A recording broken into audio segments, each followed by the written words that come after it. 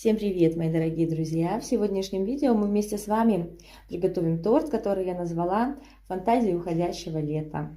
Это прекрасная начинка для вашего торта. Давайте быстрее готовить.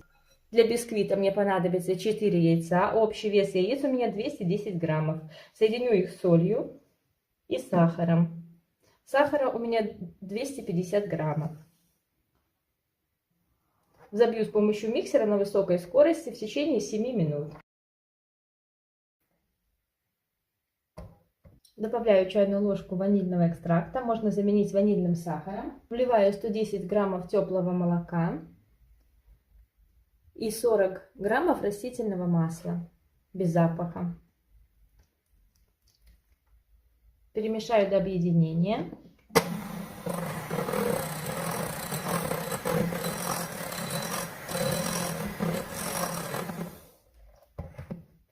«250 граммов муки и 10 граммов разрыхлителя для теста. Смешаю и добавлю в тесто в 2-3 приема.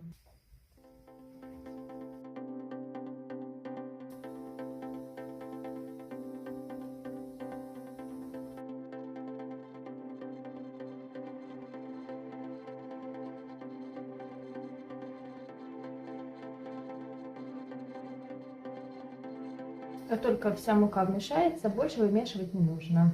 В принципе, это тесто можно замешивать на минимальной скорости миксера. 150 грамм черной смородины соединю с мукой. Тщательно перемешаю. Смородина у меня замороженная. Ее не нужно предварительно размораживать.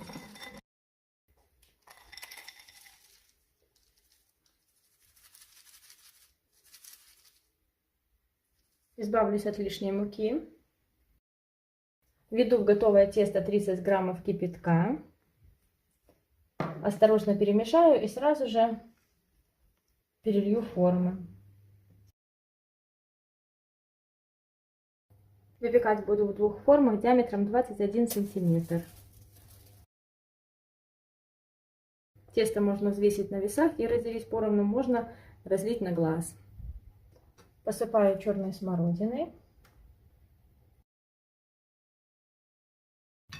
И отправлю в духовку, разогретую до 170 градусов. Вынимаю готовые бисквиты из духовки. Они у меня выпекали 45 минут. Вам может понадобиться чуть больше или чуть меньше времени. Даю бисквитам слегка остыть в форме. Затем извлекаю из формы и полностью остужаю на решетке.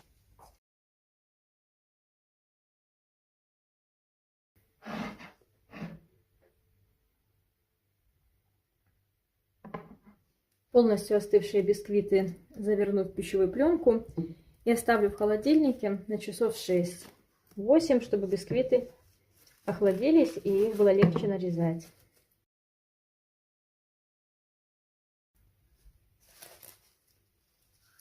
Для грушевого компоте возьму груши, их очищу и нарежу небольшими кубиками. Вот такие грушевые кубики должны получиться, их должно быть 350 граммов. Пересыпаю грушевые кубики в сковороду, поливаю их лимонным соком, чтобы они не темнели. Насыпаю 50 граммов сахара, 20 граммов сливочного масла ароматного и отправляю на плиту. Постоянно перемешиваем. Буду томить грушу, пока она не станет мягкой, но будет по-прежнему держать форму. Я добавлю щепотку аниса в процессе приготовления, чтобы сделать свое компоте еще более ароматным. Если вам анис не нравится, можете просто не добавлять его. Груши стали более мягкими, но по-прежнему хорошо держат форму. Выключаю огонь и добавляю набухший желатин. У меня здесь 5 граммов желатина, который я предварительно залила 30 мл холодной воды. Он у меня постоял полчаса в прохладном месте. И теперь я его использую. Хорошенечко перемешаю, чтобы желатин распустился и равномерно распределился. Затем даю остыть и перелью в кольцо. Диаметр моего кольца 18 сантиметров. Дно кольца я предварительно затянула пищевой пленкой. Напомню, чтобы хорошо пленка была зафиксирована на кольце, бока его необходимо смочить водой и пленку тщательно растянуть на кольце.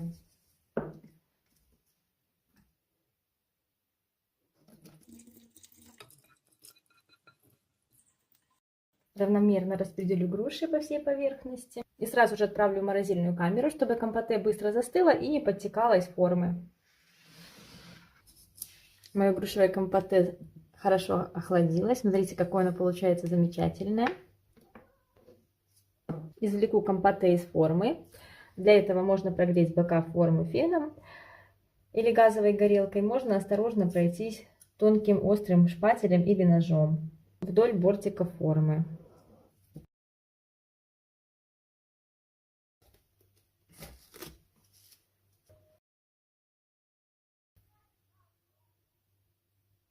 Теперь можно завернуть компоте в пищевую пленку и поместить его в морозильную камеру. Хранить компоте в морозильной камере можно около 2 месяцев.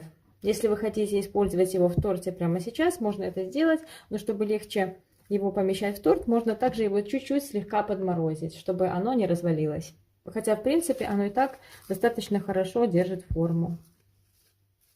Приготовлю смородиновый чизкейк. Для этого возьму 100 граммов смородины. У меня это замороженная. Я ее разморозила предварительно. И сейчас отправлю на огонь, подавлю слегка и проварю несколько минут, чтобы смородина стала более мягкой и ее было легче протереть через сито. Проварила 1 минутку, после чего пробью с помощью блендера. Протру через сито.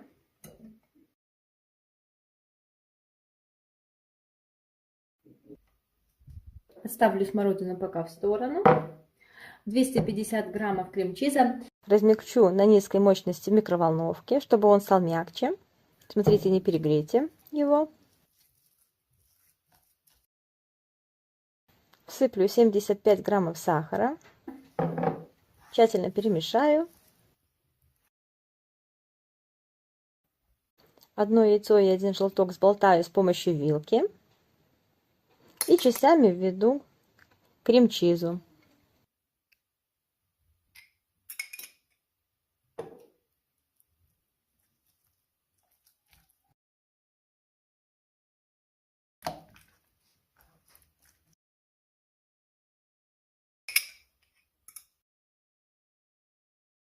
Для замешивания чизкейка не нужно использовать миксер, потому что можно таким образом вбить лишний воздух в массу, и во время выпечки чизкейк треснет. Если вы не хотите замешивать с помощью лопатки, возиться, можно соединить все ингредиенты в чаше блендера с ножами и просто пробить их вместе. Теперь мне понадобится 10 граммов муки. Добавляю муку в свой чизкейк будущий. Тоже тщательно вымешиваю. И, наконец, добавляю 85 граммов жирных сливок жирностью 33%.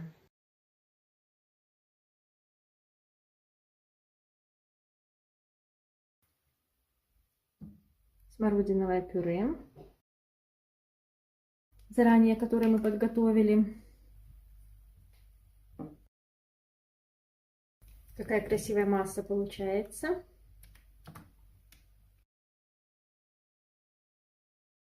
Подготовила форму. Это кольцо диаметром 18 сантиметров. Переливаю будущий чизкейк в форму. И отправляю в духовку, разогретую до 160 градусов на средний уровень. В нижних пазах духовки вставлен противень с горячей водой. Мой чизкейк выпекался в духовке 30 минут. Серединка его слегка подрагивала, а бока стабилизировались. Затем я выключила духовку, приоткрыла дверцу и оставила чизкейк в духовке на 1 час. Теперь поставлю чизкейк в холодильник для стабилизации. Тогда он станет более нежным и его вкус раскроется на полную силу. Накрыла пищевой пленкой, чтобы чизкейк не напитал посторонних запахов. А после извлеку его из кольца, заверну в пищевую пленку и заморожу. Тогда чизкейк будет гораздо легче разместить в торте. Завернула чизкейк в пищевую пленку. Он держит форму, но достаточно хрупкий.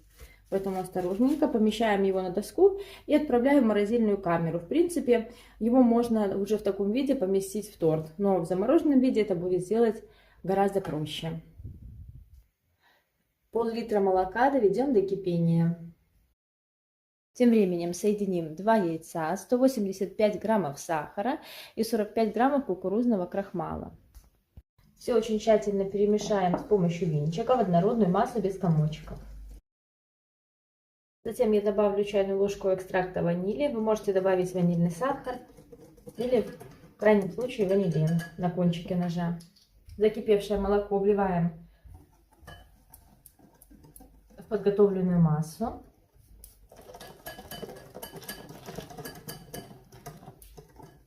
При этом перемешиваем тщательно венчиком. Вливаем не все молоко, а где-то 2/3. Затем снова возвращаем массу в ковшик.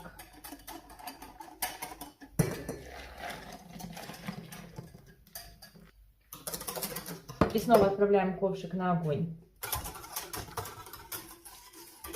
Постоянно перемешивая с помощью венчика.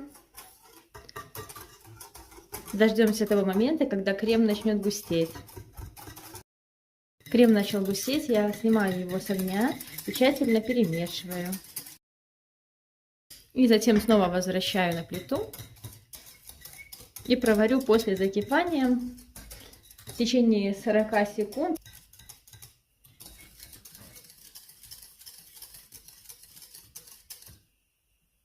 Пошли первые бульки и провариваю 40 секунд. При этом необходимо постоянно тщательно перемешивать, чтобы крем не подгорел.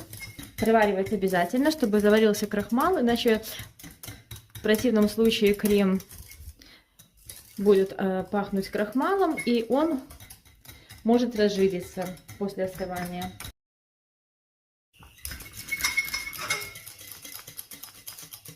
Снимаю крем с огня.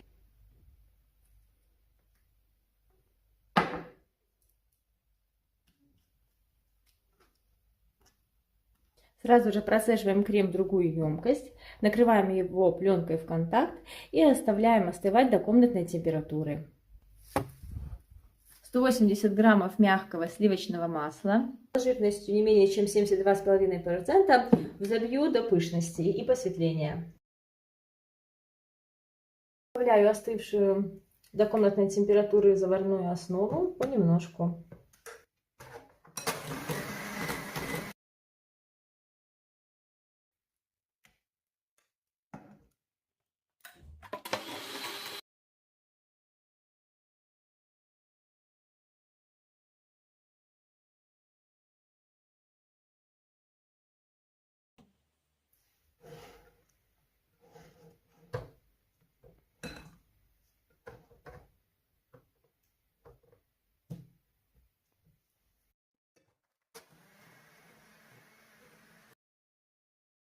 И после этого добавлю 235 граммов сливочного сыра комнатной температуры.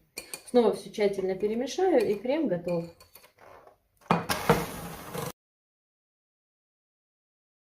Обратите внимание, какая изумительная текстура, какой гладкий, аппетитный крем получается. Он прямо шелковистый.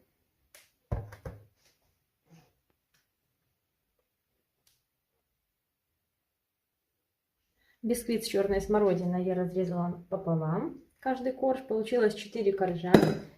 Помещаю нижний корж на подложку. Пропитывать я и ничем не буду, так как коржи и так достаточно влажные. Вокруг коржа установлю кольцо. Сборку буду делать в кольце. Внутрь помещаю ацетатную ленту.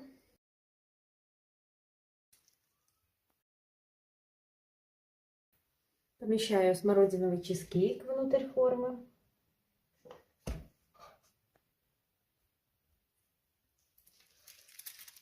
Делаю бортик из крема вокруг чизкейка.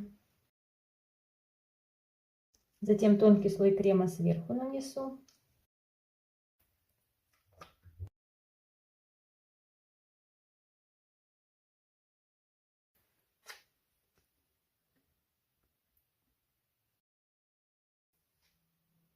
Сверху располагаю второй корж.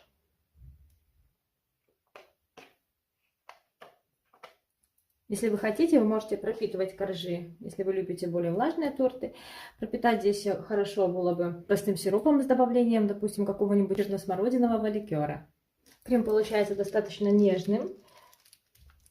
если вам неудобно с таким кремом работать, можно слегка охладить его перед сборкой торта.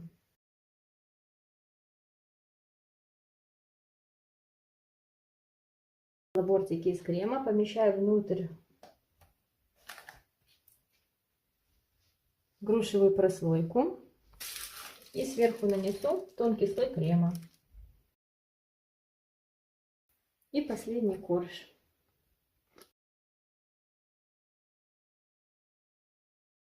Помещаем сверху небольшой груз и отправляем в холодильник.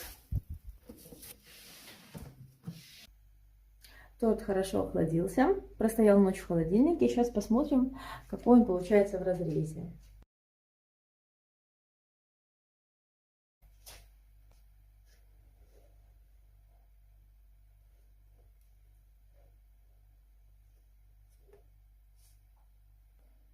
Посмотрите, какой красивый и аппетитный торт получается в разрезе.